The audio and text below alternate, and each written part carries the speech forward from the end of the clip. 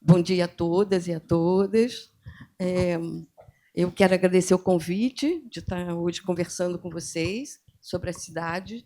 E eu não tinha conversado com o Eduardo antes, e foi bem complementar. Eu acho que vai ser bem complementar a minha fala com a fala dele.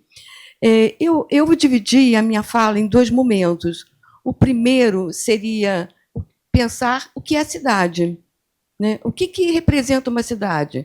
Porque se vamos pensar numa cidade, como a cidade de Caraguatatuba, o que é a cidade?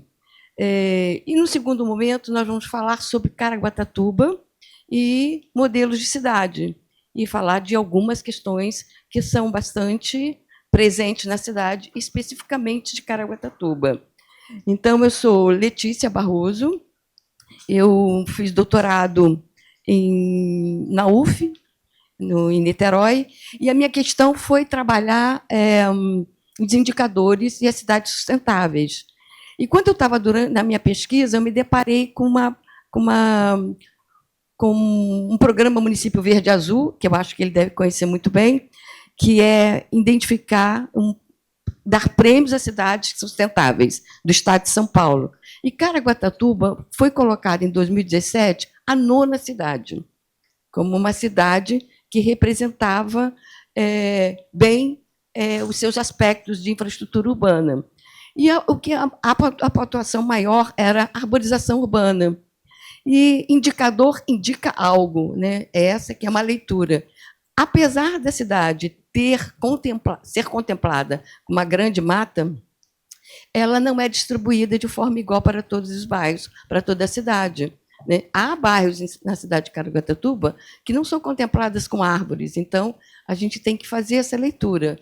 Mas Caraguatatuba já foi premiada como uma cidade no município Verde Azul. Conhece esse município, né? Pode passar? Eu não sei como é que está. Ah, está passando? Pode passar. E aí eu vou trazer aqui uma questão que é extremamente importante, que é uma fala sobre o Estatuto da Cidade. Eu não sei se todos conhecem o Estatuto da Cidade, que é uma lei de 2001, e que ela traz algo inédito, que é ela estabelece a propriedade, a cidade social e a propriedade. Ou seja, essa lei estabelece um limite para a propriedade. Então, ela estabelece, cria vários institutos para que o poder público possa, então, tornar a cidade social, trazer elementos importantes para que a cidade tenha a sua função social. Então, a propriedade privada ela tem uma limitação por conta do Estatuto da Cidade. Esse eu acho que é um grande e importante trazer para cá, porque ela estabelece normas de ordem pública de interesse social que vai regular o uso do solo urbano. Ok? A gente pode até falar isso um pouco mais depois. Pode passar? E aí, assim, eu acho que para a gente começar a pensar o que é uma cidade. A cidade é um território constituído de várias pessoas, né, como diz Hudson, que ocupa uma considerável área de solo e que está localizado no centro, ou é uma área geográfica, uma organização econômica? Será que é isso? Será que a cidade é isso? É um território onde várias pessoas ocupam e ali acontece uma dinâmica econômica, né? Então, eu vou ampliar um pouquinho mais e ter um pouquinho mais e convido vocês a fazer reflexão sobre que, segundo Jane Jacobs, é entendida como processo. A cidade é um processo portadora de transformações de um dinamismo interno, ou seja, ela tem um coletivo que estabelece um território, mas ela tem um processo e que tem uma dinâmica própria. Então, a cidade não é só território e pessoas. Pode passar? E eu trago aqui uma fala muito importante. David Harvey disse que a cidade são muito mais regidas pelo capital do que pelas pessoas. E é disso que a gente vai falar um pouco mais agora, né? E aí, Lefebvre aponta que o espaço ele é o produto das relações sociais humanas, em que a cidade é a condição da reprodução do capital e é também o produto das relações sociais. Então, desde que você sai da sua casa, você vai para a rua, você pega o ônibus, você vai para a praça, são as relações, esse movimento que vai fazendo as cidades, né? E, e aí, e ela é entendida também que o direito à água, à luz, à estrutura, o direito à liberdade, ele fala que a cidade é uma obra. A cidade precisa ser construída e pensada a partir das pessoas. As pessoas são pensadas para... A cidade tem que ser pensada para as pessoas.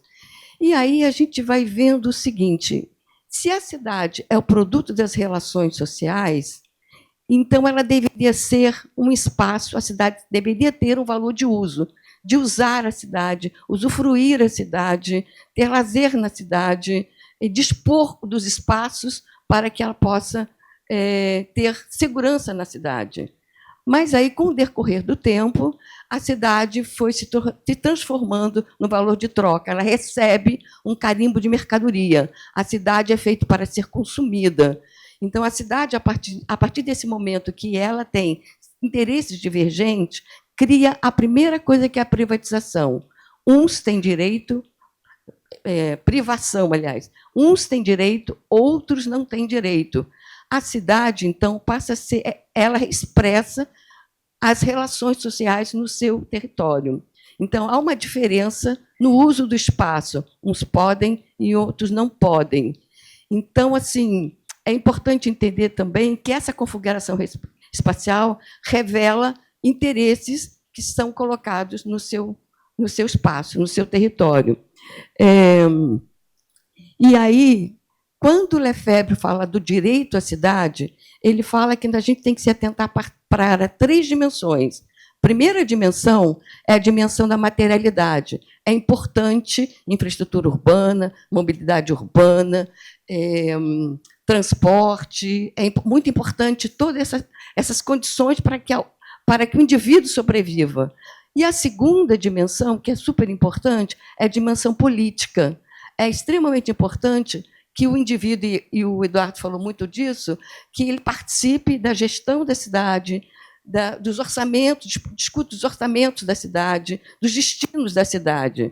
Isso foi feito, tem sido feito no plano diretor, que é indicado no Estatuto da Cidade. O plano diretor é uma carta de intenções, se resumindo bastante.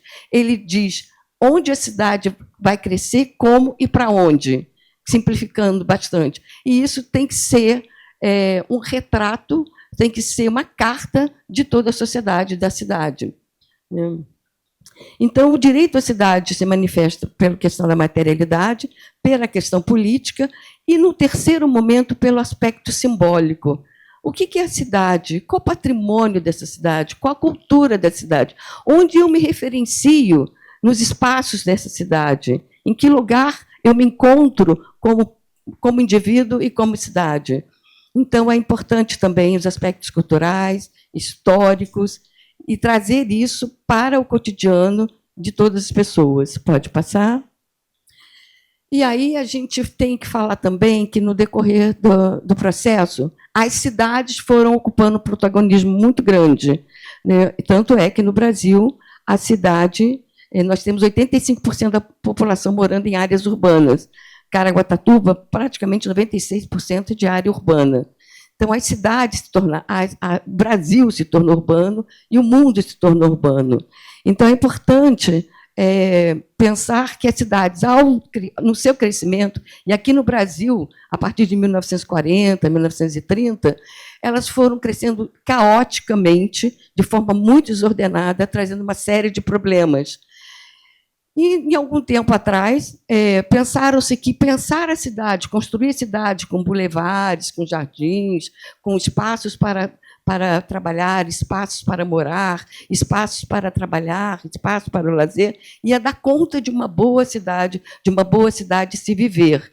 Só que a sociedade é muito mais dinâmica, e ultrapassa os muros da cidade. Ela não contém esse processo que a Jane Jacobs falou lá atrás. Há um processo na cidade que é dinâmico e que vai se alterando constantemente. E aí se pensou em cidades, modelos, para tentar dar resposta para a cidade caótica que estava se contemplando naquele momento. Uma das cidades são cidades sustentáveis, né, que nasce numa perspectiva de pensar e conciliar o urbano com o ambiente, né? Desde 1972, em Estocolmo, se começa a pensar o binômio meio ambiente e desenvolvimento. Como é que a gente vai conciliar meio ambiente e desenvolvimento? E a partir de várias conferências internacionais, trouxeram esse debate para que a gente possa achar os limites do crescimento, como foi apresentado um grande trabalho, relatório, pensar que o mundo precisa parar de crescer.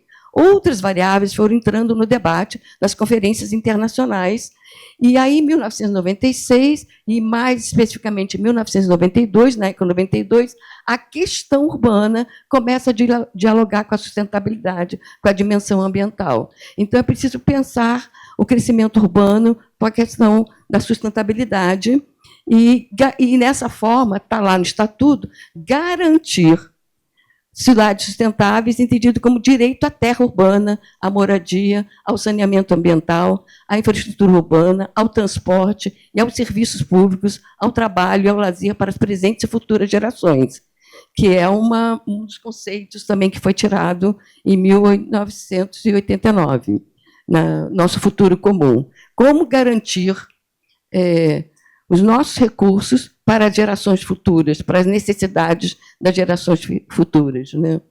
E as cidades resilientes, ele veio nessa conversa com cidades sustentáveis, que qual é a capacidade do município de resistir aos danos, aos impactos ambientais, né? E ela traz uma nova abordagem para pensar a cidade, visto que cada vez nós estamos convivendo mais com problemas na cidade, não só de enchentes, inundações. E aí é o seguinte, resiliência quer dizer, como é que eu vou manter essa cidade resistente às vulnerabilidades? O que é preciso fazer para isso, né? Qual a importância disso? Eu sei que o município tem uma carta, tem um documento dos riscos geológicos daqui da cidade, tem um mapeamento, a Defesa Civil contém esse material, isso é importantíssimo conhecer, não sei se está totalmente atualizado, mas a cidade tem que ter qual é a sua carta de risco, onde estão as áreas de risco no município, né? E o mais importante é que só é possível também, é muito possível ter isso, nem todos os municípios têm, mas também está dialogando com a sociedade civil, né? Como é que a sociedade civil pode entrar na perspectiva de contribuir para fazer uma cidade mais resiliente. A outra proposta são cidades compactas, dialogando com o espraiamento das cidades, criando cada vez mais uma periferização muito grande. Então, como é que a gente pode trazer mais e aumentar a densidade da população, de forma a garantir que cada indivíduo tenha um percurso menor para o trabalho, de forma a garantir que ocorra mais encontro entre as pessoas, de forma a garantir diminuição de energia, entre outras tantas coisas. A cidade compacta foi defendida por muitos pesquisadores, muita tinta, muitos estudos já conversaram sobre cidades compactas, né? Então, é na perspectiva de diminuir deslocamentos, diminuir os mistos. E a grande estudo é assim, qual é a densidade adequada? Ainda é um estudo que garante qualidade de vida para todas as pessoas, né?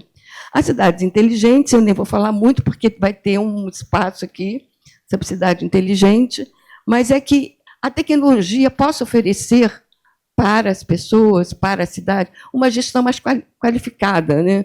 No sentido de mobilidade urbana, de áreas verdes e por aí.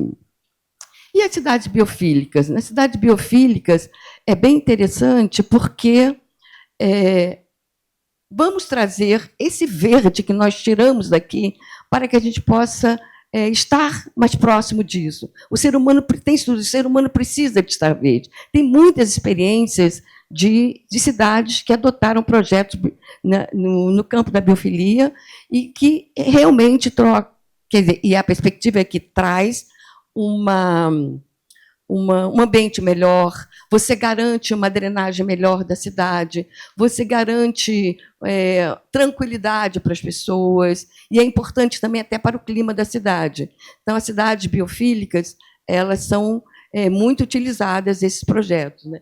É bem verdade que a sustentabilidade ela vai atravessando esses modelos, e que em cada uma delas você vai encontrando algo que é extremamente importante para ser utilizado não em todos, mas cada cidade é uma cidade, cada cidade é uma história, cada cidade tem uma cultura.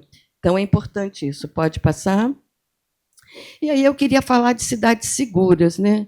E aí eu queria levantar duas coisas. O que é cidade segura? Né? Segura...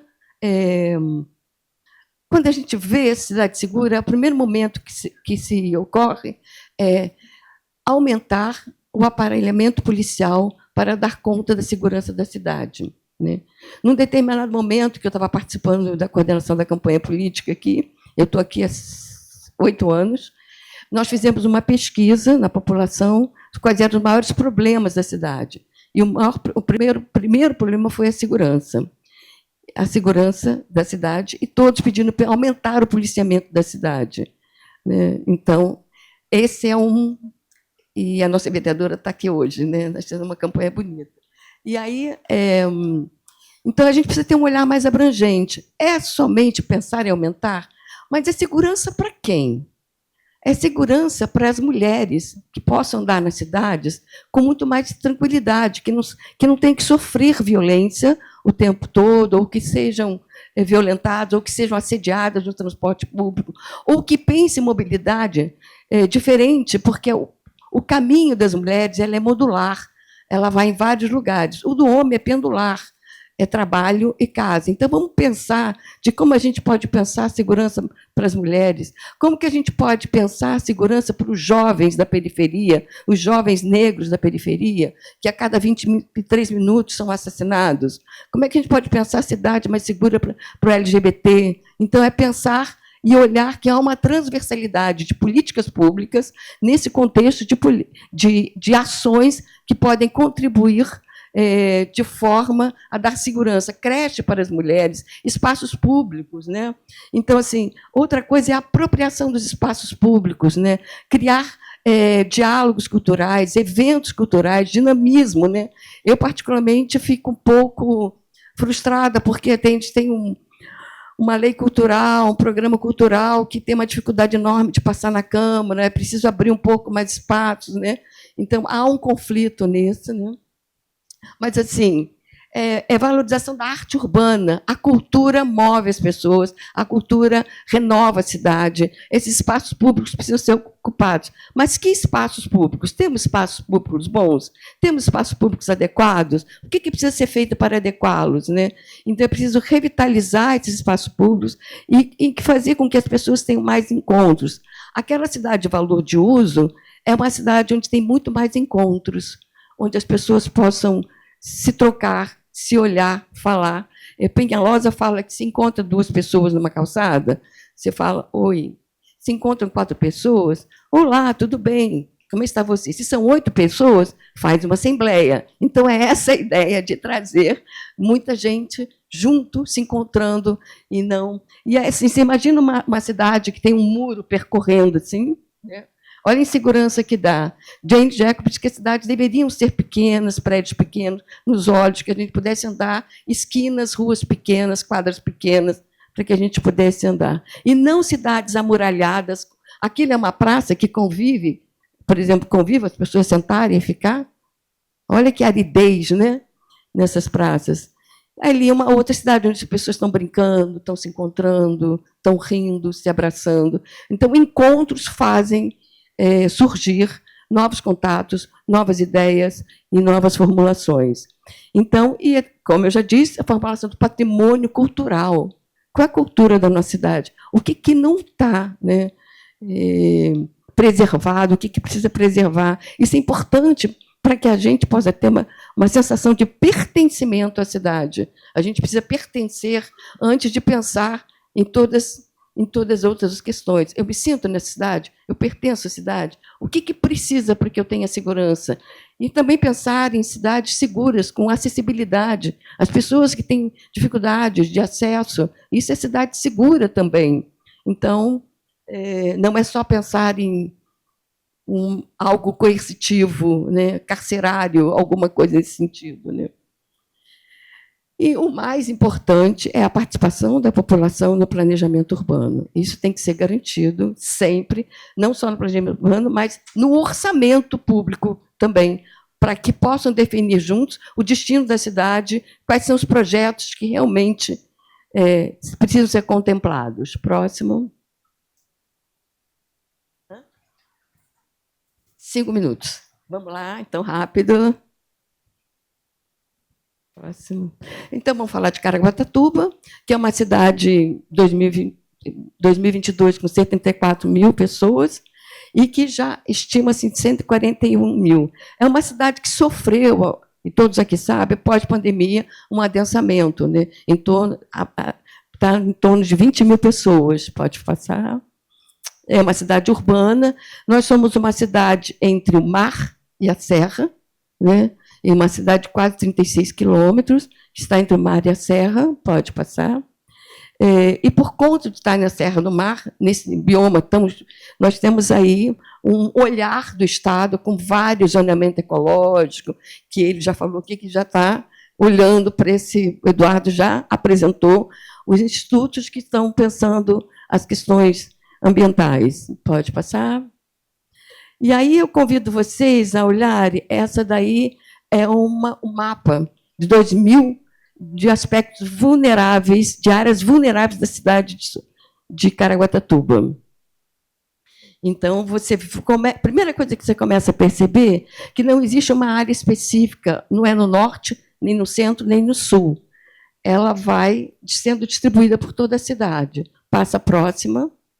E aí, em 2010, aumentou a área de risco, né? Então, assim, e ela vai sendo distribuída por todo o município. A vulnerabilidade, ela tem o Atlas de Vulnerabilidade Social, onde já aponta, e a Defesa Civil aqui também aponta, como que nós temos 19 núcleos com bastante vulnerabilidade, e de alta densidade nós temos Perequemirim, Golfinhos, Barranco Alto, e de alta, Jaraguazinho, entre os bairros que eu tenho a lista ali depois, que eu posso apresentar para vocês.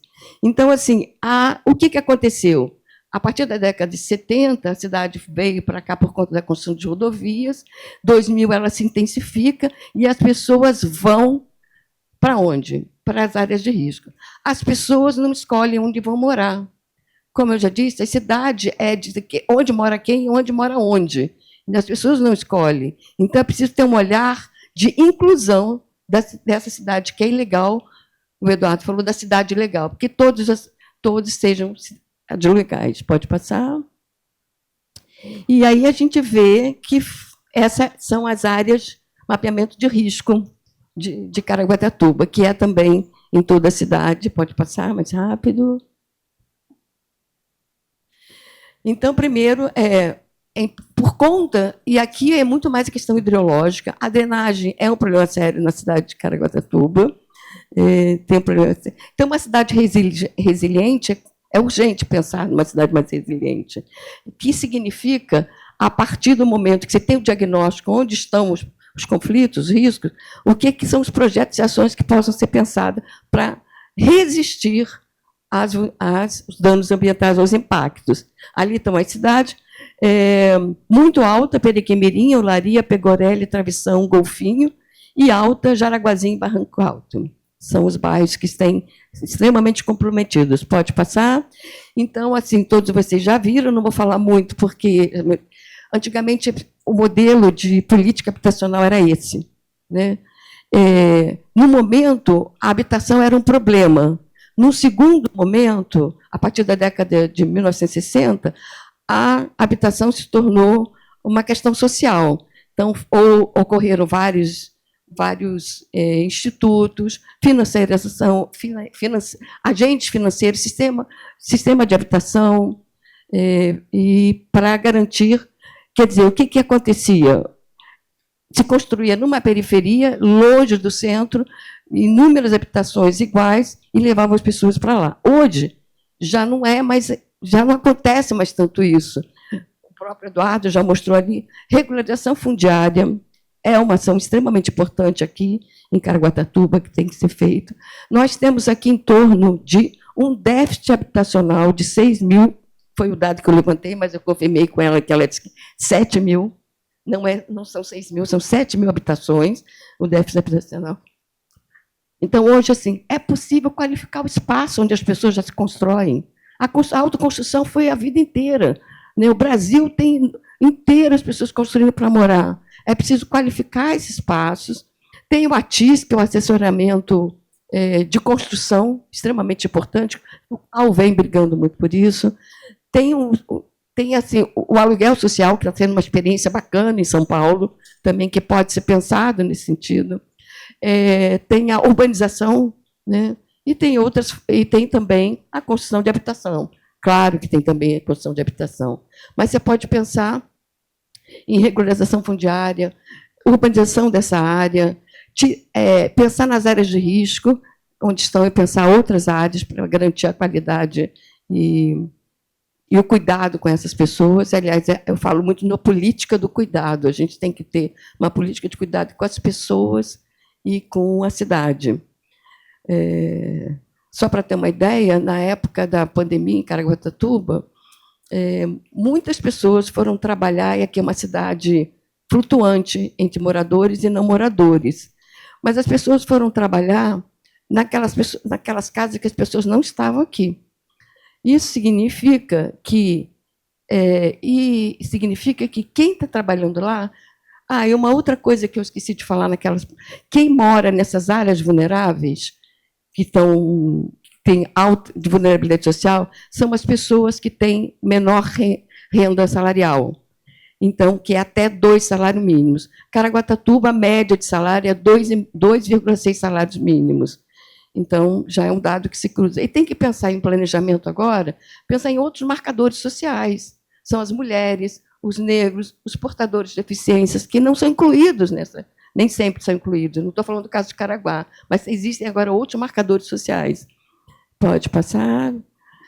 Então, uma nova agenda urbana, diferentemente, é pensar em gênero, raça e clima. Esses são novos temas que trazem para o planejamento urbano. Mobilidade urbana que consiga trazer mais pessoas, transporte coletivo adequado, satisfatório, com horário, espaços públicos para que as pessoas possam se encontrar e ter atividades culturais, ser mais do que calçadas, mais do que carros, mais do que muros, mais do que isso. Plano de arborização, plano de municipal do clima e, principalmente, o plano municipal de habitação de interesse social. Isso é extremamente importante. Me parece que tem um bem antigo, da década de 1990, e que a secretária agora me informou que eles estão levantando e vão fazer uma nova atualização. Então, estão bem parados. Precisa ter esse plano municipal de habitação de interesse social, que é uma notícia boa, né? Que está começando a pensar sobre esse plano. Segurança alimentar, é extremamente importante pensar. E trouxe aqui o projeto Orla, que está andando extremamente bom aqui, né? Pensar, já que é uma cidade serra e mar, é um projeto do governo federal que traz a comunidade, a cultura local, para pensar, a partir de diagnóstico construído de forma coletiva, quais são os problemas, o que tem que se preservar, o que tem que garantir, o que tem que se construir para manter a nossa orla aqui, pelo menos, né, dos 4 municípios aqui nesse local. Obrigada, gente.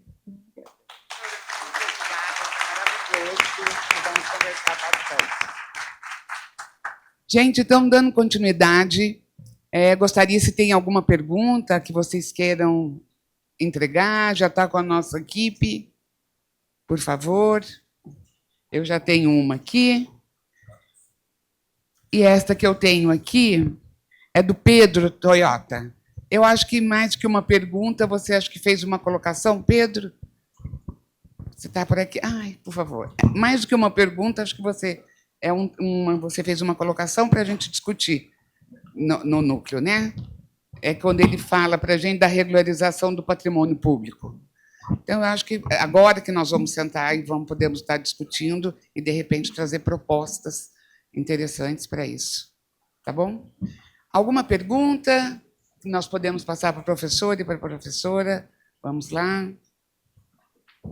Deixa eu dar uma olhadinha aqui, porque daqui a pouquinho nós vamos separar vocês, né? Aqui vai ficar o núcleo, o eixo de desenvolvimento urbano e habitação, e os outros eixos vão subir para as outras salas, tá? Deixa eu dar uma olhadinha aqui nas perguntas. Estou pedindo licença aqui para a organização, então nós vamos ler a pergunta. É isso? Eu mesmo leio? Vou fazer a pergunta. É Cláudio Roberto Paco. Onde está? Só para levantar a mão. Ali, Cláudio, estou vendo. Ele pergunta, considerando a necessidade de garantir moradias adequadas e sustentáveis, como estruturariam, na prática, um projeto habitacional que integrasse o uso de materiais ecológicos, eficiência energética e manejo responsável de resíduos? É isso. Acrescentando a pergunta acima, manejo responsável dos resíduos, desde a construção até a ocupação pelas famílias. Bom, no debate desse tema, que eu acho fundamental, uma integração hoje do que nós temos feito. Eu vou dar só um exemplo da evolução do que foi a política habitacional do Estado de São Paulo, em uma das empresas, que é a CDHU. Não é? No passado, nós entregávamos, e foi bom que a Letícia colocou aquelas fotografias, aquelas casinhas isoladas, absolutamente quase sem nada, etc. Nos últimos anos, nós tivemos evolução tecnológica. Colocamos, por exemplo, iniciamos um trabalho, porque a pergunta é como fazer com que os conjuntos habitacionais ou as soluções de habitação de interesse social sejam cada vez mais sustentáveis.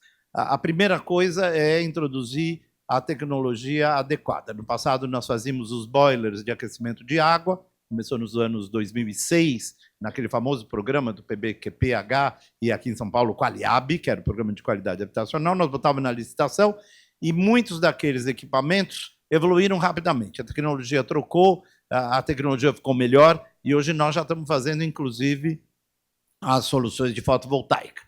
Eu acho que um desafio, estou falando agora como arquiteto urbanista, eu, morador, é que a tecnologia, as novas tecnologias para habitação de interesse social, têm que estar próximas do cidadão. Ele tem que saber usar bem as novas tecnologias. Isso eu acho que é um lado. O segundo é introduzir soluções de projetos com melhor aeração, tamanho de vias, etc. Nós aumentamos, por exemplo, o castilho, os castilhos de vedação. Com isso, você tem mais luz natural nas cidades. Isso é bom e começou a melhorar a qualidade de produtos. Hoje, nós estamos passando agora para o espaço urbano. Então, e aqui bem perguntado, nós precisamos ter integração com projetos de resíduo. E nós temos trabalhado com os condomínios, né? A gente sabe que a gente entrega um conjunto habitacional e muitas vezes a população que vai para lá tinha outros hábitos onde ela morava. E ela tem muita dificuldade em retomar uma vida e uma prática social. A companhia, a CDHU, durante 2 anos, tem feito projetos sociais, vários deles em termos de educação para resíduos, né, para a colocação de caçambas, para projetos de coleta de óleo seletiva e fazer. Então, assim, há que se ter uma criatividade em cada condomínio. E muito você vai ver, Cláudio, é que a integração entre novas tecnologias e a sociedade precisa passar pelo processo de educação ambiental. Eu acho que a educação ambiental, e eu acho que aqui é uma boa sugestão para as secretarias da educação, né, é que ela tem que ser trabalhada desde a primeira infância. Nós temos que tornar a sociedade consciente e, claro, do outro lado, oferecer a tecnologia adequada. Eu sei que esse tema eu tomaria muito tempo para aprofundá-lo, mas para fazer na prática melhor oferta de produtos de tecnologia testáveis. Você sabe que a gente tem muita tecnologia que a população não sabe utilizar bem. Estamos discutindo, por exemplo, o reuso de água, né? Havia uma época que a gente achava que reuso de água seria possível até total, mas há um risco da manutenção disso. Então, o IPT estuda, etc. Nós temos que evoluir em tecnologias adaptáveis. Isso serve para o saneamento, serve para iluminação, serve para o aquecimento das moradias, e, claro, por fim, é quebrar o mito de que árvore é ruim. Vocês sabem que em todos os projetos de arborização urbana, no estado de São Paulo, o plantio de árvores na frente da casa, ele não quer. Ele derruba a árvore porque a árvore suja, a ideia é que a árvore, as folhas atrapalham, não é? Então, muitas vezes, a prefeitura tem uma dificuldade enorme de estabelecer um bom programa de arborização, porque a comunidade, de um certo modo, reage a determinados itens da natureza, né, da biofilia, como foi dito aqui, que são absolutamente essenciais para a qualidade dos cidadãos. Então, nós temos que transpor uma série de preconceitos, dificuldades. Isso se faz num processo contínuo, não é uma solução mágica. Aqui, se a Fátima tivesse, ela faria habitação perfeita, integrada, meio ambiente e sociedade, o que não é fácil. Desculpa me estender, mas é uma pergunta muito interessante e que mereceria um debate mais aprofundado sobre ela. Mas isso nós vamos debater na sequência, onde ficar, né, só esse eixo. Eu tenho aqui, que é para a professora, fala muito sobre a segurança das cidades. Primeiro diz assim, qual a política de segurança pública para a nossa região. Na sequência, isso o Cláudio perguntou. A Mônica, ela fala muito sobre as pessoas. Quando fala dessa segurança, como é que nós vamos fazer, professora, com as pessoas? Né? Quando a gente fala das questões das doenças psicológicas das pessoas. E também a Daniela, em relação à segurança pública, acredito que é importante pensarmos na saúde mental. Então, acho que as pessoas estão bastante preocupadas, professora, com relação às cidades seguras, quando fala das pessoas que vivem na cidade. Por favor, sinteticamente, você poderia nos ajudar?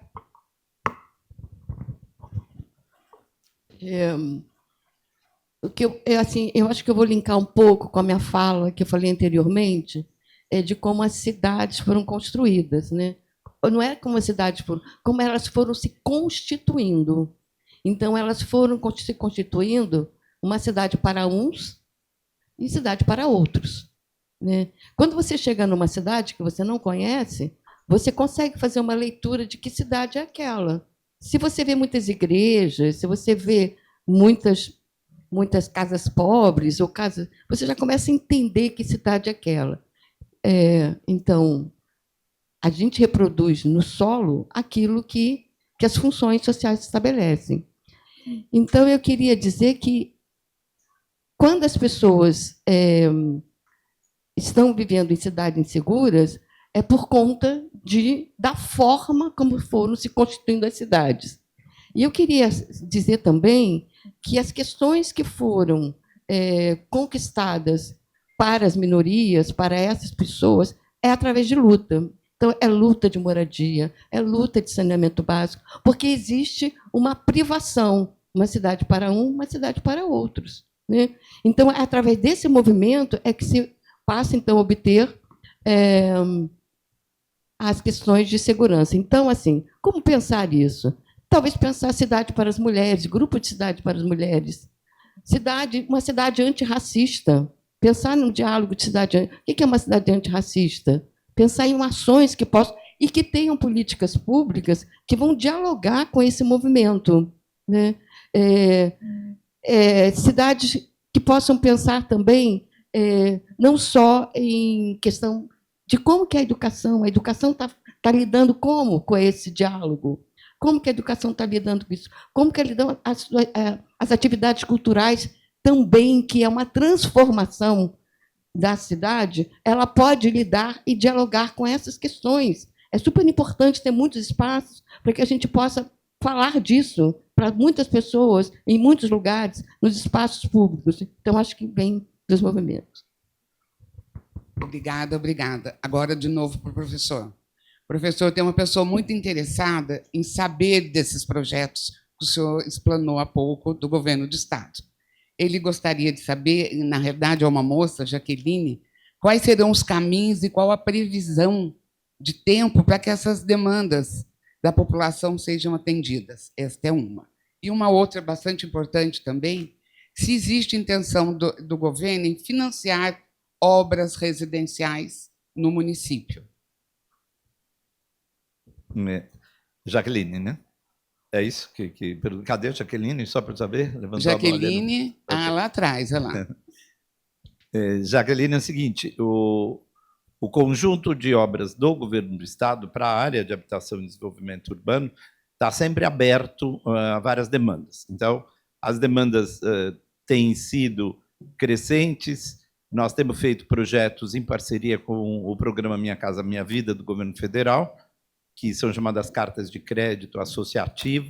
Então, uma parte do recurso do governo federal, uma parte do governo estadual. Aliás, aqui fica um recado: não há como resolver os conjuntos residenciais, né, como você está chamando, conjuntos, projetos de habitação popular hoje, só com recursos ou do governo federal, ou do governo estadual, ou do governo municipal. O melhor modelo que a gente tem visto é a conjunção de esforços desses modelos. E há uma nova modalidade, só para dar mais uma, é o que a iniciativa privada tem feito nas cidades e que o Estado tem entrado com uma carta de crédito complementar, chamada CCI, a Carta de Crédito Incentivada Individual. Isso significa que uma produção feita pela iniciativa privada, que não chegaria na população de baixa renda, nós oferecemos a entrada, praticamente, dessa entrada, permitindo que aquela renda tenha acesso à moradia. Esse é um dos meios de nós termos mais oferta de habitação popular. E o segundo, que é aquele em que o Estado produz direto,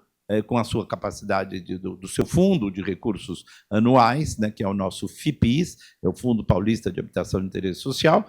Nós temos uma política social que é de subsídio também às famílias. Então, as famílias de menor renda têm acesso. Como que isso é feito na prática? Todos os municípios entram em contato com a secretaria, propõem as suas parcerias. Normalmente, a parceria, o recurso do município é o terreno, né, para que a gente possa ter um abatimento nos investimentos do Estado, e depois os outros são feitos junto com a Caixa Econômica Federal, com os recursos do Minha Casa Minha Vida, que não atingem toda a renda, a gente complementa também uma parte dessa carta de crédito.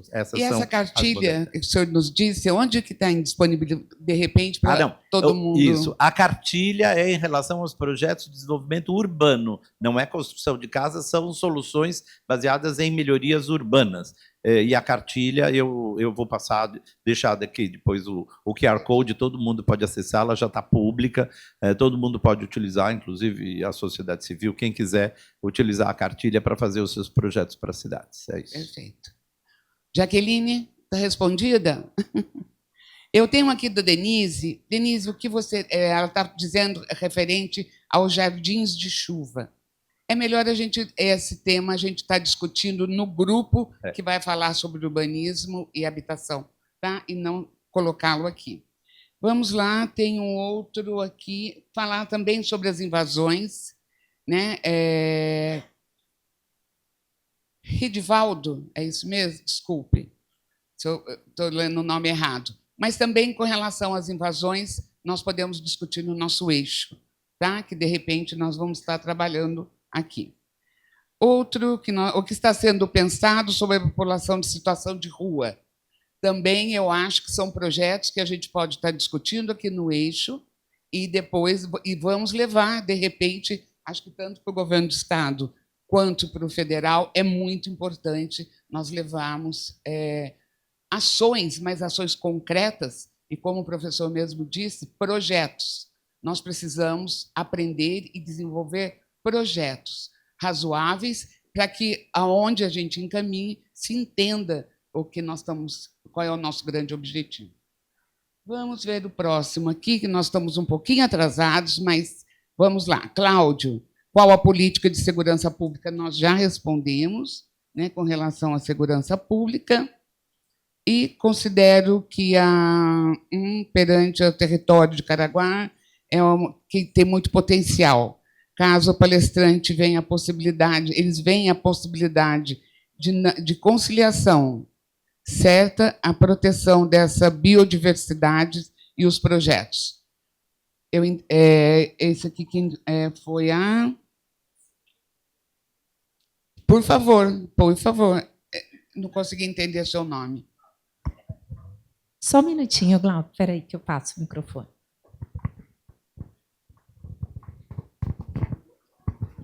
É uma pergunta simples. Eu considero que a biodiversidade do território de Caraguatatuba é um dos grandes potenciais aqui do município, né? Eu gostaria de saber dos palestrantes como é que eles consideram a possibilidade de conciliar, né, a preservação, a proteção dessa biodiversidade com certos empreendimentos que, a meu ver, posso estar equivocado, mas, a meu ver, eles são pontuais, né? Pontes, né? São pontuais, eles não estão pensados de uma forma integrada, né, como foi passado aqui, né, esse planejamento integrado. Então, conciliar a biodiversidade do território com certos projetos específicos, assim, de obras, das que foram comentadas no início desse dia, por exemplo. Olha, você não está equivocado. Você não está equivocado. Existe sempre mesmo essa questão de crescimento e garantir a sustentabilidade. E a gente, em Caraguatatuba, a gente enfrenta algumas situações que são conflituosas, né? Algumas delas, como eu falei ali, é a ocupação, não invasão, ocupação em áreas de risco. Isso é uma. A outra é transformar a área de marinha em projetos privados, né? A outra seria pensar alças, vou dizer, estradas, caminhos que vão realmente fazer uma contenção em nascentes, em áreas de preservação de rios. A gente tem essas situações aqui, mas eu acho que isso pode ser colocado no grupo também. Por exemplo, uma área que eu não falei, a Bacia de Santo Antônio, é uma área bastante complicada e bastante vulnerável. Tem uma vulnerabilidade alta.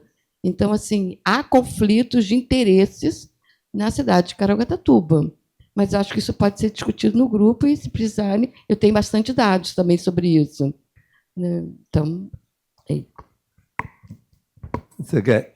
Não, é boa pergunta, desculpa complementar o que a Letícia falou. Esse é um tema de interesse global estratégico. Acho que a sua pergunta veio no sentido como resolver as cidades para que elas não só preservem a biodiversidade, mas como, inclusive, elas mantenham essa biodiversidade. Esse é um conflito fulcral das cidades, não é? A biodiversidade ela tem um papel essencial, todo mundo sabe, não há quem não queira que a biodiversidade seja mantida, e a evolução das cidades tem promovido esse conflito. Há inúmeros mecanismos, eu falo um pouco disso, gostei da tua provocação, pelo seguinte: no mundo existem os mecanismos de controle para isso, né? Então, todo o processo, obviamente, do licenciamento ambiental, para qualquer obra, deverá levar em conta isso. E aí, tanto o agente público municipal, como o privado, ou como o estadual, seja quem for, vai ter que fazer. A minha pergunta, a tua provocação, é o seguinte: como é que nós podemos fazer com que nós regeneremos, de algum modo, a biodiversidade, promovendo espaços verdes mais resilientes? Porque a gente já sabe que as cidades retiraram, obviamente, não só a Restinga foi ocupada para fazer as cidades, não é? Os manguezais, de algum modo, em alguns lugares foram afetados, a rede, obviamente, do Jundu das praias foi alterado, quer dizer, isso é um processo. A pergunta eu faria ao contrário para nós, num processo desse, é o que nós podemos promover de aumento da biodiversidade onde ela foi perdida, não é nem imaginar aquela que nós vamos retirar. Porque aquela que nós vamos retirar com projetos futuros, os mecanismos de controle, sobretudo os de licenciamento ambiental e de controle social e etc., têm que ser promovidos. E nós vamos discutir compensação, substituição, e aí vai ter um cálculo econômico, um cálculo social. Eu acho que o grande tema para as cidades, e nem digo para Caraguá só, para outras cidades que estão completamente abandonadas e distanciadas do que era a sua biodiversidade natural, é que projetos podem trazer biodiversidade nova para recuperar a vida urbana, humana, com a relação com a natureza. Eu acho que essa é a grande questão. Por isso que eu trouxe hoje uma provocação do caderno. Se nós tivermos, nas 645 municípios do estado de São Paulo, no Brasil, uma diretriz que diz o seguinte: obras que vão ser feitas, pequenas obras de intervenção, que a gente chama conexão urbana, são os espaços abandonados, são os novos loteamentos que não tem nada. E não é culpa nossa, é a iniciativa privada que vem fazendo, quando eu digo privada, inclusive individual. A gente vai ocupando as cidades e vamos deixando aquilo que nós podemos reintroduzir de biodiversidade? Eu acho que esse é um tema importante, por isso eu gostei da sua pergunta, me permita aqui complementar, e eu acho que a gente deve olhar para isso no futuro. Né? Obrigado. Obrigada. Gente, então é isso. Eu acho que dos dois palestrantes, muito obrigada, brilhantes, nós tiramos bastante ideias para os 5 eixos que nós vamos trabalhar a partir de agora. Tá? Então, por favor, cadê a equipe nossa que vai acompanhá-los? Né? O eixo 1 e 2 ficam aqui conosco. O eixo 3 e 4 sobe ali com a Fernanda. E tem o eixo 5, que também vai subir para poder fazer as discussões. Fátima, Pois o não. Cauê vai explicar aqui, por conta dos crachás, Claro, né, que foram isso. identificados, e aproveitando, pessoal, as perguntas que não foram respondidas, fiquem tranquilas, elas podem ser e devem ser abordadas nos grupos de trabalho, tá? A gente teve que fazer isso para não prejudicar as atividades que teremos ainda, né, Cauê, por favor. Agradecemos todas as informações prestadas pelo senhor Eduardo Trani, Letícia Barroso, a mediação da Fátima Rangel, em termos uma apresentação rica, provocativa, para os eixos de debate que ocorrerão no período da tarde. Eu peço a atenção de todos, peço também para que os palestrantes retornem aos seus lugares. Neste momento, devido ao dinamismo do evento, em que nós temos diversos eixos sendo debatidos durante o dia, nós teremos a divisão em 2 auditórios. Tá? Pedimos que todos observem os seus crachás e aqueles que possuem a etiqueta na cor verde permaneçam em seus lugares, no auditório número 1, que é o auditório no qual estamos, e aqueles que têm a etiqueta azul, dirijam-se para a sala superior, o auditório superior, acessada pelo fundo do auditório. Nesta sala, nós teremos o eixo 4 e 5, Cidades Inteligentes, com Oswaldo Lirola e Gabriela Labarte, e teremos também o eixo 5, de Governança Social, Governança e Participação Social, ministrados pelo Paulo Sereda e a Andrea de Ridê. Na sequência, neste auditório, daremos continuidade ao eixo 2, enquanto o eixo 4, de Cidades Inteligentes, será ministrado no auditório superior. Na sequência, a leitura dessas propostas para a escolha de 4 a 8 propostas que serão encaminhadas ao governo estadual. Então é importante dizer que cada eixo tem os seus subtópicos, os seus temas principais a serem trabalhados, e as pessoas que tiverem interesse em construir as propostas desses eixos vão participar junto com os mediadores de grupos isolados. Nesse momento, a gente divide os eixos para que as propostas sejam o mais assertivas possível. E aqui nós vamos fazer uma leitura breve, onde o eixo 1 e 2 permanece no auditório, onde nós dividiremos o auditório em 2 ambientes, de forma que nenhum grupo atrapalhe um ao outro. O primeiro eixo, nós teremos a secretária de Habitação, Fátima, fazendo a mediação. Então, Fátima, se você puder vir aqui à frente, aqueles que quiserem construir propostas ligadas ao eixo 1, que é o eixo de habitação, a gente consegue já se direcionar aqui ao palco. Podem se direcionar aqui com a Fátima, quem for participar desse grupo de propostas. Vamos falando de todos, enquanto o pessoal retoma, né, do café, a gente vai organizando as ideias. Aqueles que querem participar do eixo 2 devem estar junto aqui com o Wagner Leandro e com a Jéssica Gaspar, para poderem... Cadê o Wagner? Wagner, vem aqui na frente, podem tá vir bom? aqui na frente, ó. Ó, Eixo 1, eixo 2... O eixo 1 e o 2 permanecem no auditório. Então, Wagner, minha sugestão, fica lá em cima com o grupo. O seu tema é mobilidade, infraestrutura e mobilidade. Tá? Então, quem for querer discutir esse tema vai ficar com o Wagner, mas vamos pegar lá a pontinha. Não. Então, obrigada, viu? Então, vamos ficar aqui, tá bom? O eixo 2 vai ficar aqui nesse canto, ok? Eixo 2, infraestrutura e mobilidade. Eixo 1, que é a Fátima. Nós teremos a Fátima e o Robson. Vou pedir... Fazendo... Fátima e Robson. O apoio. Lá... Não, mas... Puxa o trem lá pro... Vamos falar igual o mineiro. Puxa o trem lá para a ponta. Tá bom, Fátima? Isso, lá para cima, porque o eixo 2 está aqui no canto. É só para não atrapalhar a discussão, tá bom, gente? Cauê, Para próximos o eixo eixos. 3, o terceiro eixo, meio ambiente e mudanças climáticas, nós teremos o secretário Auraci Manzano fazendo a mediação na elaboração das propostas. Aqueles que quiserem participar das construções relacionadas ao meio ambiente e mudanças climáticas, podem se dirigir aqui ao... Vai ser a sala aqui no piso superior, tá bom?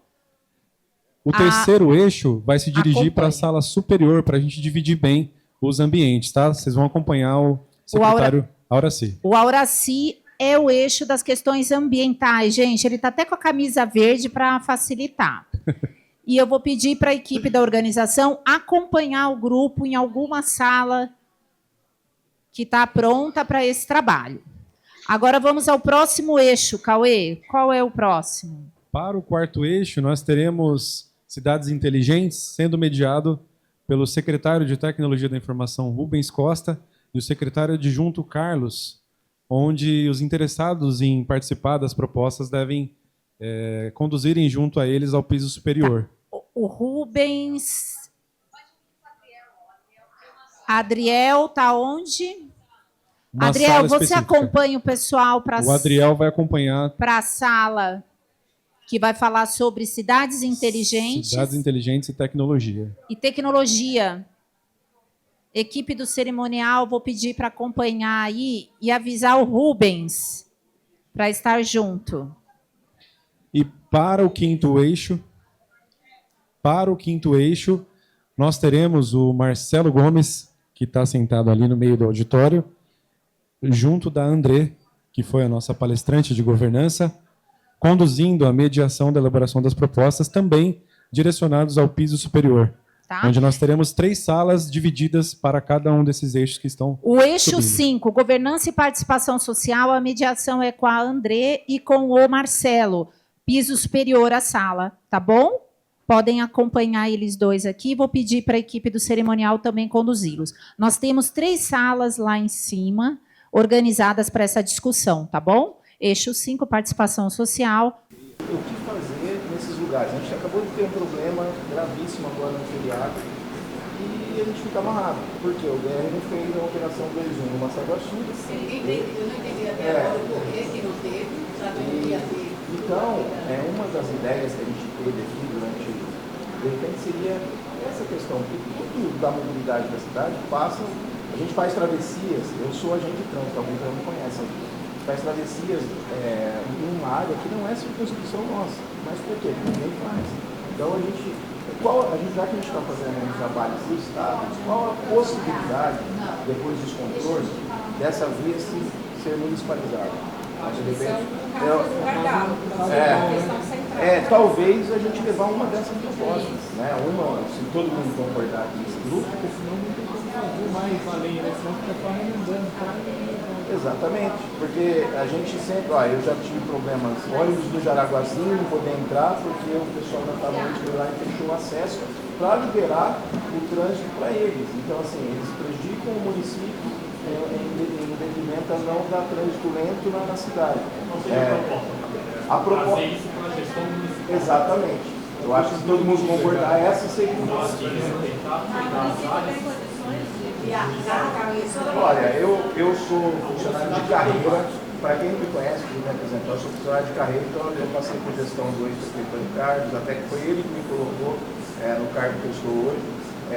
Na gestão anterior também eu estava no mesmo. Então eu já ouvi de prefeitos que após o contorno seria possível a municipalização nos trechos urbanos. Mesmo porque em alguns lugares já tem até nomenclatura, a gente tem a Gustavo Fulano do lado de lá, tem a Presidente Castelo Branco. Então, hoje eu escutei aqui, o pessoal fez lá, recapeou a via e não fizeram as partes elevadas de novo. A gente sempre cobrando o Estado. E a população de Caraguá muitas vezes não sabe. A gente fala, mas cadê os agentes de trânsito aqui? Aí lá é na circunscrição. Aí, dentro do município, é outra circunscrição. Não que eles não nos atendam, eles nos atendem. Mas aí tem que ter essa comunicação. Pode falar.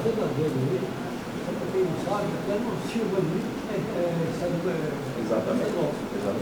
Então havia uma época que os marroquinos não botavam ninguém ali. Sim. E já aconteceu da gente fazer a autuação e ser quebrado pelo Detran. Por quê? Porque é uma área do Estado. E o Estado mesmo, eu tenho amigos policiais rodoviários, eles não têm perna para poder fiscalizar esses lugares. Então, fica um ponto vicioso. O ex-secretário, a mãe secretária, para eu vou lá e vou fazer. Só que aí tem alguém que vai fazer uma dúvida, então fica essa. Então, acho que uma das propostas nossas, pode falar. Eu estou pensando se é possível sugerir uma gestão compartilhada da área urbana. Então, assim, o DR na rua, a prefeitura também. Também é um custo. Porque você não deixa desguarnecido, né? Tipo agora o que aconteceu. O DR, sei lá, o que aconteceu. A prefeitura poderia ter feito emergencialmente alguma coisa para melhorar aquilo lá. Então, assim, essa gestão compartilhada talvez. Hoje aqui falaram muito de publicidade. Então, assim, tem que ter uma integração. Às vezes a gente tem até problema de integração dentro da própria máquina pública. Você imagine com outra máquina pública. Então, assim, a gente teve eu vou só citar um exemplo desse feriado. A gente teve uma reclamação ali próximo da Feiravante Pascoalinho. Quando a gente chegou, era impossível fazer alguma coisa, porque já tinha uma via lá que era uma via de mão dupla. As duas indo numa direção só. Os moradores querendo sair, não conseguiam. Por quê? Todo mundo querendo ir sentido Ubatuba, eles pegavam as duas faixas. Quando a gente chegou lá, eles não tem para onde tirar aqueles carros. Então já está então a gente tem que fazer um trabalho preventivo. Ali é desesperador, eu moro aqui. Agora, E ele não vai ficar para o Estado ficar de olho aqui na cidade, não vai ficar. Exatamente. Pessoal, uma outra questão, ainda falando desse tema da municipalização, se eu não me engano foi o professor da Secretaria do Urbanismo, o professor Robson, ele falou de uma questão lá, que é um exemplo disso que eu estou falando, a questão do ponto de ônibus, que tinha fraciona e tal. A Dani Barbosa daí, ela sabe que a gente vem trabalhando para tentar melhorar. Colocamos o ônibus lá para passar no Jardim do Sol, foi uma luta. Uma luta, não foi? Foi uma luta. E os pontos de ônibus tem outro. Ele mostrou até aquela senhora que está com poste lá, não lá, nem poste tem. Exatamente. Fica lá, passar a sua deu dará. E tem uma questão, que aí, lembra que o professor do Estado falou que a gente tem que procurar recursos do Estado. Nós já também ficar aqui. Eu conheço a MTU, né, tem amigos que trabalham lá. A MTU agora, pelo governador Tarcísio, ela vai ser absorvida pela Artesp. Mas a MTU tinha um projeto de pontos de ônibus em locais metropolitanos. Ou seja, nós aqui de Caraguá, a gente tem atualmente 717 pontos de ônibus. 717. Pouquíssimo, menos de 200 tem cobertura, tem uma mínima estrutura. A gente ainda hoje tem pontos de ônibus que a gente chama de fictício. São pontos de ônibus que o motorista sabe onde para, a população sabe onde para, mas ainda hoje ainda tem isso. Né? Em 2013. Eles fazem aquele fictício. Fictício porque ele não tem nenhuma sinalização oficial. Mas assim, no sentido de que não tem nenhuma calçada. Não, ele tem. Tem um calçado. Só que, por exemplo, para a gente identificar um ponto. Para a gente identificar um ponto. Exatamente. E isso era muito pior em 2013. Porque em 2013, quando eu assumi, era quase todos. Tinha umas plaquinhas pequenas, mas eu tinha que saber. A outra empresa era Praia Mar.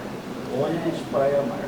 Então não era um ponto oficial, porque para ser um ponto oficial ele tem que ter um ponta-leite, uma placa ou o abrigo. Isso é o que o Código de Trânsito brasileiro fala. Um agente ou um policial militar só pode autuar um veículo em ponto de ônibus se ele tiver um dessas, ou a baia, né? A baia de ponto de ônibus.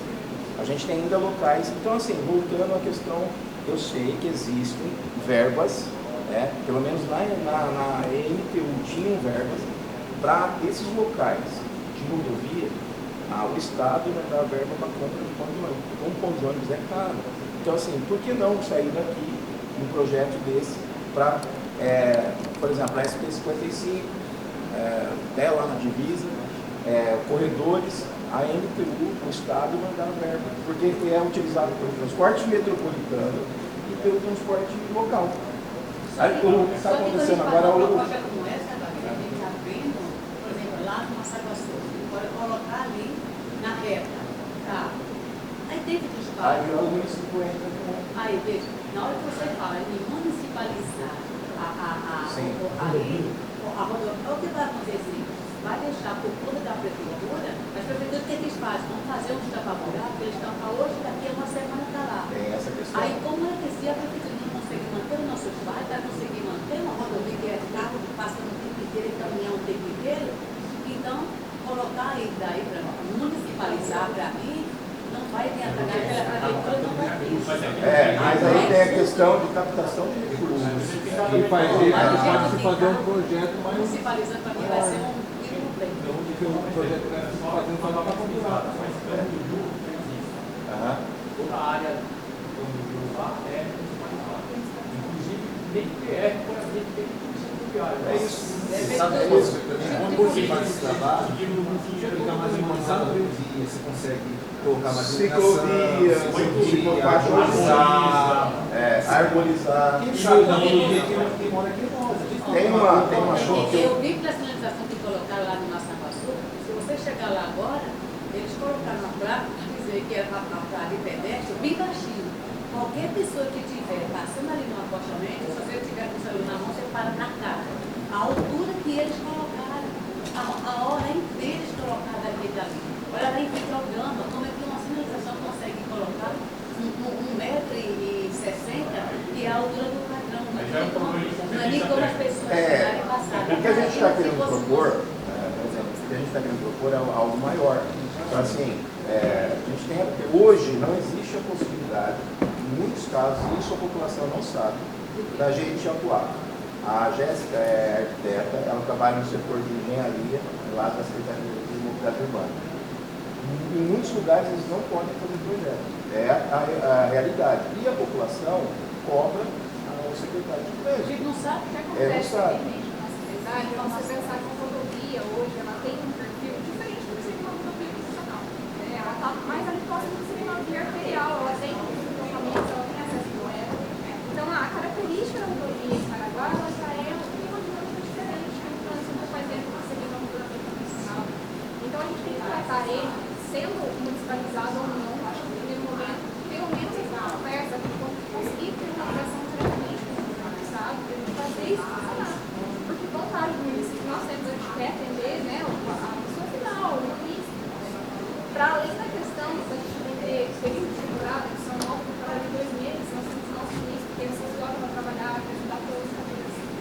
Então, existem perfis, por exemplo, do ciclista que pedestre das beiras dessa rodovia, como que esse caminho? Vocês já tentaram caminhar pela rodovia? É impossível. Então, como que a gente vai conseguir atender dar energia à acessibilidade plena, poder caminhar? A função das ciclovias mesmo, a gente sabe que, dependendo do próprio governo do estado, é muito complicado. A manutenção é uma coisa que é dificultosa, né? São muitos quilômetros para ser sobrepassado, a rodovia corta a gente, né? Tem a questão da ocupação do solo. Por isso que você faz um eixo dividindo, você divide a cidade em duas. É importante também, né, se informar, o índice de acidentalidade Se for ter aquele trecho de dolaria até a gente tem um estudo na Secretaria de Mobilidade Urbana de acidentes de trânsito. Né? Na própria plataforma do governo de Infociga, essa é uma informação que vai estar disponível para qualquer um, tá? Está na plataforma do Estado de São Paulo. O Infociga ele dá os dados justamente das manchas de calor de onde acontecem mais acidentes. O que a gente faz? Pega esse mapa, vê o que é municipal e vai atuar. Vai questão de sinalização, vai fazer alguma adequação que vá facilitar e que não traga mais acidentes para você. A rodovia que não consegue intervir. Eles não conseguiram fazer nada até hoje ali, nem no Getúlio, nem no Massaguaçu ali, onde tem o Exatamente. Então, assim, hoje mesmo a gente vai ter uma manifestação lá, às 4h30 lá. Eu moro no Massaguaçu. do alto Massaguaçu. Não pode questão compartilhar essa situação que seria trabalhada com. Eu acho que a gente teria pelo menos mais conversas. E eu vou dizer para você que isso é um problema, gente, vamos pensar. Todas são nossas 3 cidades. Ubatuba, Caraguá e São Sebastião é a mesma unidade. Essa rodovia é uma das 3 cidades. Então, se pelo menos a gente tivesse uma comunicação na verdade, a proposta é essa, é para todo mundo levar isso para o debate, todo mundo tem esse conhecimento. E a gente vê, é melhor só compartilhar um compartilhamento mais direto com o Estado, né, a questão de recursos, mas eu assim, para mim, Wagner Leandro, Eu não tenho dúvida que isso melhoraria, porque você conseguiria melhorar tudo, você conseguiria uma melhor gestão na cidade, tem autonomia. 10 anos, eu não via só buraco, 10 anos você tem. E chega aí, tudo chegaria com mais facilidade, se eles colocassem. Aí a gente também Então, procura. uma coisa, uma questão no pedágio. O pedágio é estadual ali, certo? Como ficaria se colocasse municipal os trechos? É um trecho grande, né? Ah, não, mas a gente está falando daqui da SP 155. Depois Não vai pegar nenhuma porcentagem da nova. Pedágio não. O pedágio que você está falando é do Fricô, né? Que é lá na nova.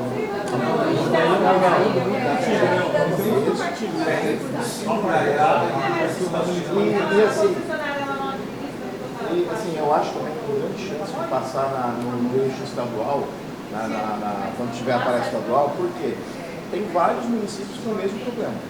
Eu sei porque, por exemplo, antes de trabalhar em Caraguá, eu trabalhava em Campinas, no trânsito de Campinas. Campinas tem problema. Só que lá é mais difícil, porque lá a gente tem rodovias como a Anhanguera, a rodovia Dom Pedro, que são rodovias muito maiores. Mas também tinha um problema de circunscrição. Né? Agora aqui o problema é crônico. Aqui o problema é, pra você ter uma ideia, alguém, o Nagai, a rodovia estadual, na parte das ali onde é o Nagai, a rodovia. Só para entender um pouquinho, Wagner, esse funcionamento que tem agora no Sonhador, qual seria, se fosse municipalizado? Qual seria o procedimento do município para destravar esse? Por exemplo, 2.1 é a operação descida. Como vocês iam começar a identificar isso? Não, na verdade você já faz uma previsão de número de veículos. O que aconteceu agora, entre nós, eu vou passar uma informação que assim, o DR, até nos outros feriados, eles estavam fazendo a operação descida. E aí teve um evento em Campo do Jordão e teve outro evento em Bertioga. E foram deslocadas equipes que estariam aqui no DR para Bertioga e para Campo do Jordão. Aqui ficou uma equipe que não podia fazer, eles só ficaram basicamente atrás de veículos quebrados, né, guincho, essas coisas, e eles não tiveram a condição de fazer aquela adensábia bem na frente do Jardim do Sol. Eles fazem 3 pistas, e isso eles afogaram. Era o acostamento e mais 2 faixas indo para Ubatuba, então a gente tirava esse gargalo. O que aconteceu no feriado foi que o número de pessoas foi muito grande, ele foi exagerado. E também teve um gargalo na serrinha e aí começou a parar. Tanto é que depois ali do Mar Verde, do Tabatinga, o trânsito já fluía.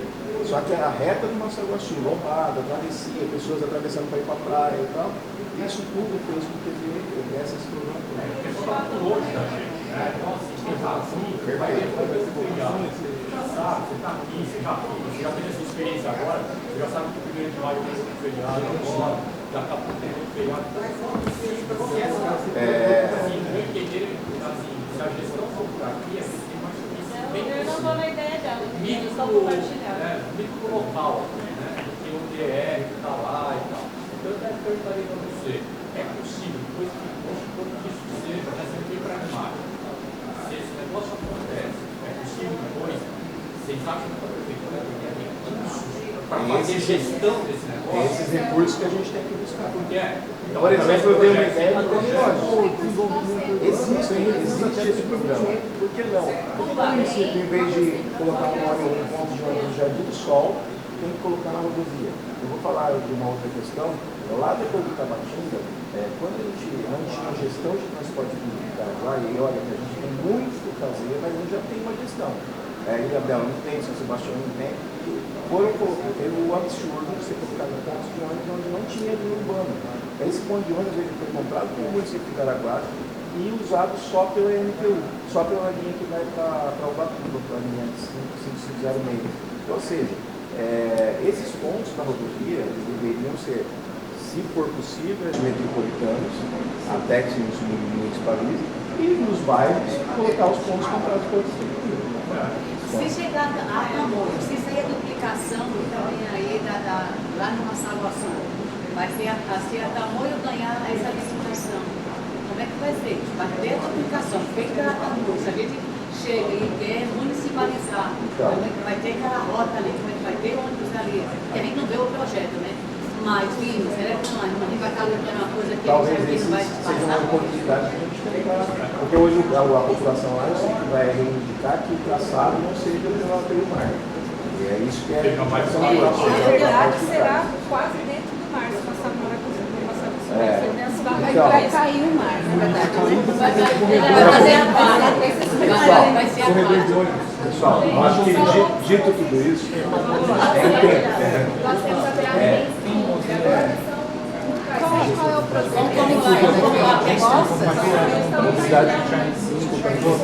O que precisa? São 3 propostas? 3 a 4 propostas. Que vocês vão se inspirar em quais as atribuições que são dadas ao município ou estado nesses casos. Em vontade de desenhar, ou é uma coisa que não vai ser Mas seria compartilhado? Eu acho que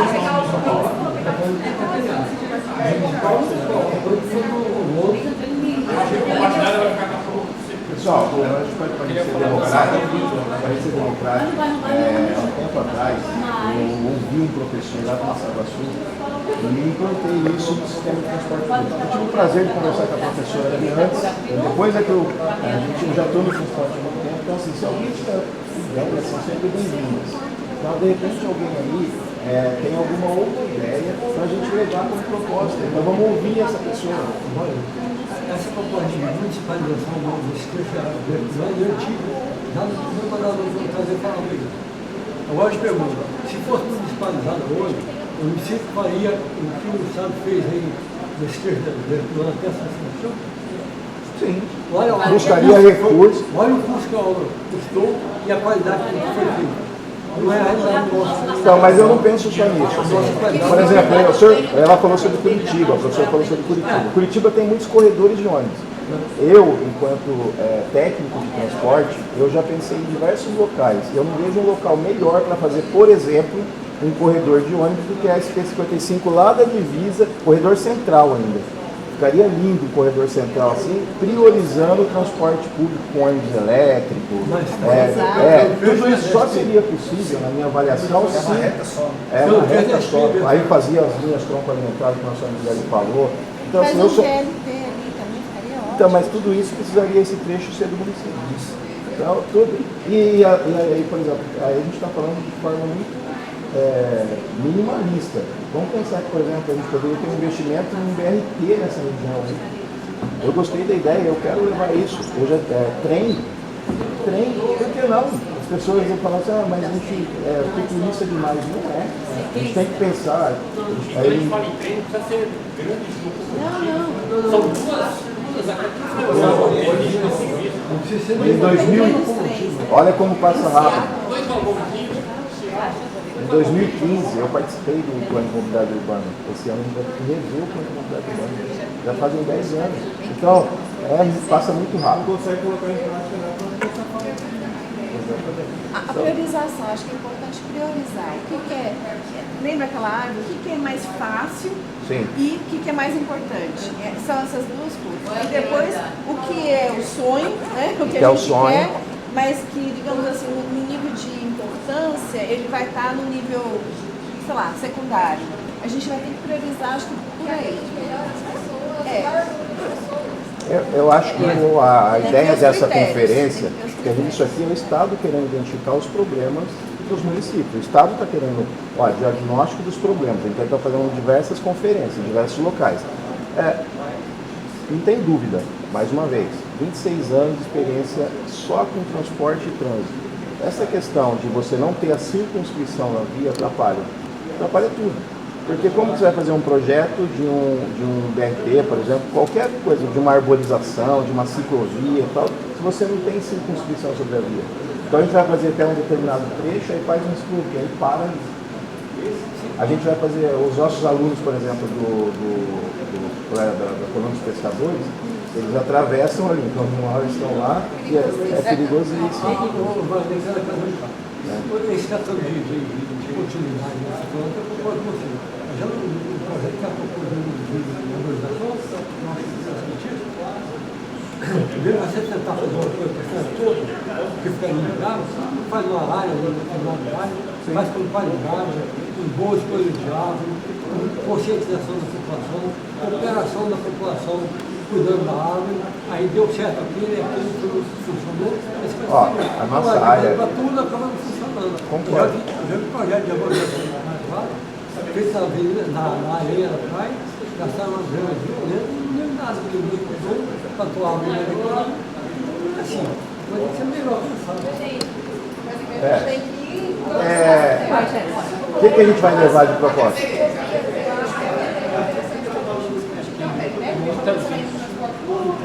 Eu decidi se é municipalizado ou compartilhado. Eu não achei ainda as propostas, mas se deixar para a gente sinalizar, pode ser sinalizar com uma proposta. Na verdade, o processo do Estado já resolve.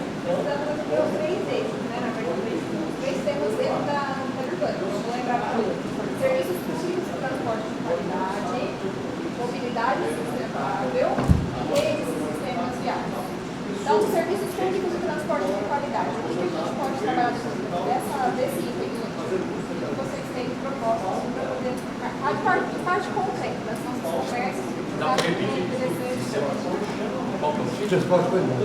Serviços públicos de transporte de qualidade. Então, o Maninho falou sobre a questão dos ônibus, né, com acessibilidade ligada às rotas. Que é o corredor, aí você consegue fazer na travessia a parte lá do ponto centralizado, que aí você pega o corredor de lá de cá e lá de cá. E você não precisa fazer as maias, tanto de um lado do outro, você fica cortando, põe o ponto do lado de cá e depois põe o ponto do lado de lá.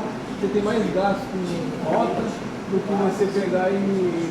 Isso que ele está falando depende da municipalização. Quem conhece aí vai ter transporte de qualidade, você coloca o transporte Você pode adaptar os ônibus também para acessibilidade. Eu estou falando aqui, se for fazer um corredor, que é para ter acessibilidade. Eu sou presidente de bairro do Gertuba, ao Massaguaçu. Lá não tem nada para aceder. Não tem como ninguém ficar andando ali dentro do bairro, principalmente dentro do bairro. Não tem como andar. Na avenida, pior ainda. Só a saída da nossa marginal até chegar na estrada, olha os buracos que tem ali, até chegar ali, não tem como uma cadeira para sair, por mais que a pessoa esteja ali empurrando, ajudando, e não pode cair cadeira para ali na frente. Então, isso é uma coisa que essa é a melhoria das vias, que é o terceiro eixo aí. Não é minha ideia. Está no plano de mobilidade ao Golfo Esparso em 2014. São as rotas. Rotas acessíveis. vamos levar isso para O próprio... Rotas o que é? Liga um ponto ao outro. Liga, por exemplo, a pessoa que sai do Açaí, do ponto de ônibus, ao UPA, ao Madre Teresa. Ela vai ter uma rota. Carocinha, elevada, calçada, nivelada, arborização, drenagem, para chegar em iluminação, para chegar naquele equipamento.